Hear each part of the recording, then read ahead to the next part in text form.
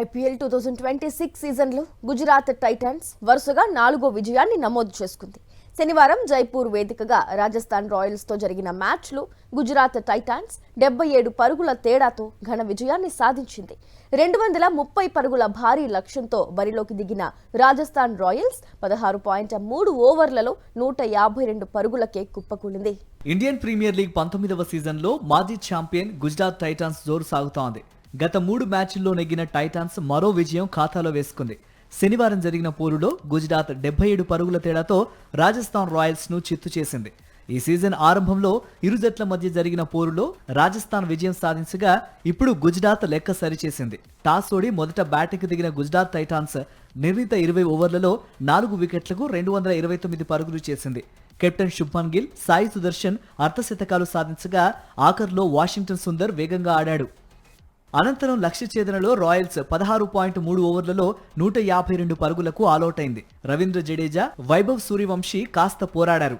గుజరాత్ బౌలర్లలో player of the match Rashid Khan 4, Holder 3 వికెట్లు పడగొట్టారు.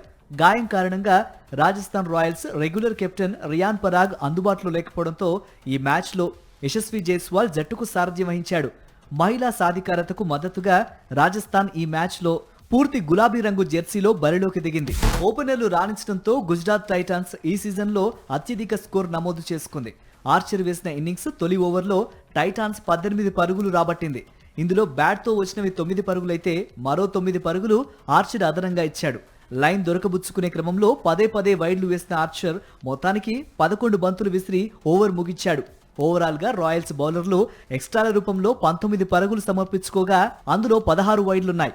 ఐపీఎల్లో తమ అత్యధిక లక్ష్య ఛేదనకు దిగిన రాజస్థాన్ రాయల్స్ కు ఏదీ కలిసి రాలేదు. ఎదుర్కొన్న తొలి బంతినే సిక్సర్ గా మరిచి తన ఉద్దేశం చాటిన చిచ్చర పిడుగు వైభవ్ సూర్యవంశీ క్రీజ్లో ఉన్నంతసేపు అదే దూకుడును కొనసాగించాడు. రబాడా వేసిన 2వ ఓవర్లో 2 సిక్స్లు కొట్టిన వైభవ్, సిరాజ్ వేసిన 3వ ఓవర్లో 3 ఫోర్లు బాది అవుట్ అయ్యాడు. ఒకే ఓవర్లో జూరేల్, డోనోవాన్ ఫెరీనాను అవుట్ చేసిన రషీద్ కాసేపటికి శివన్ దూబే, జడేజాలను సైతం బుట్టలో వేసుకున్నాడు. దీంతో రాజస్థాన్ లక్ష్యానికి దూరంగా నిలిచిపోయింది.